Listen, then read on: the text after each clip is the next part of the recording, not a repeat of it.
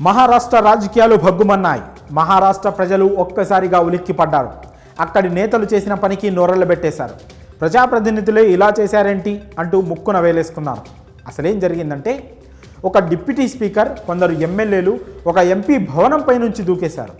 సచివాలయం భవనంలోని 3వ అంతస్తు నుంచి వీళ్ళంతా దూకారు. అయితే వీళ్ళు దూకిన ప్రాంతంలో సేఫ్టీ కోసం కట్టిన నెట్ ఉండడంతో అందరూ ప్రాణాలతో బయటపడ్డారు. ఎవరికి ఎలాంటి అపాయం జరగలేదు.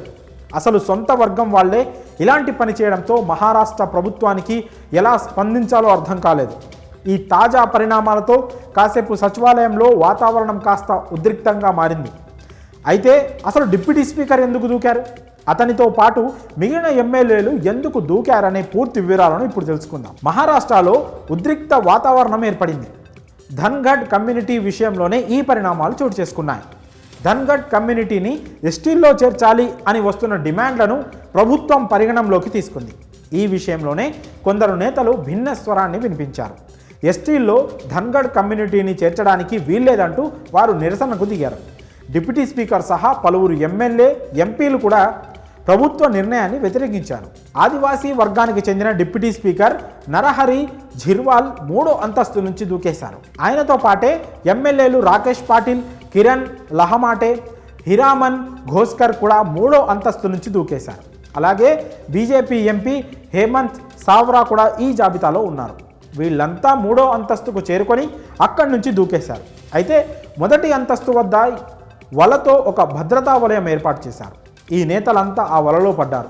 ఎవరికి ఎలాంటి గాయాలు కాలేదు. అంతా వలలో పడగా వారిని సురక్షితంగా బయటకు తీశారు. హుటాహుటిన పోలీసులందరూ నేతలను వల నుంచి బయటికి తీశారు. గతంలో కూడా ఇలాంటి ఘటనలు సచివాలయంలో జరిగాయి.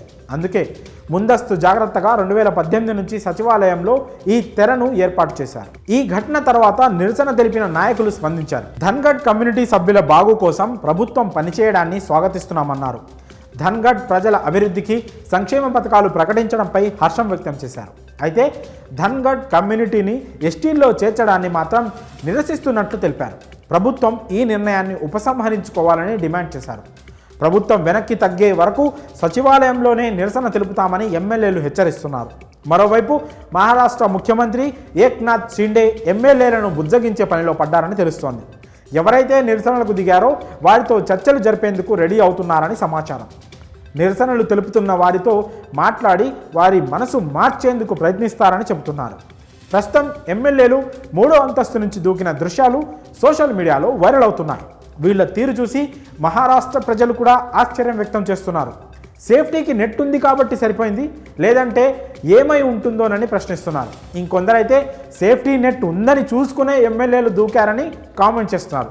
ప్రభుత్వాన్ని బెదిరించడానికే ఇలా నెట్ ఉన్న దగ్గర దూకారంటూ ఎద్దేవా చేస్తున్నారు.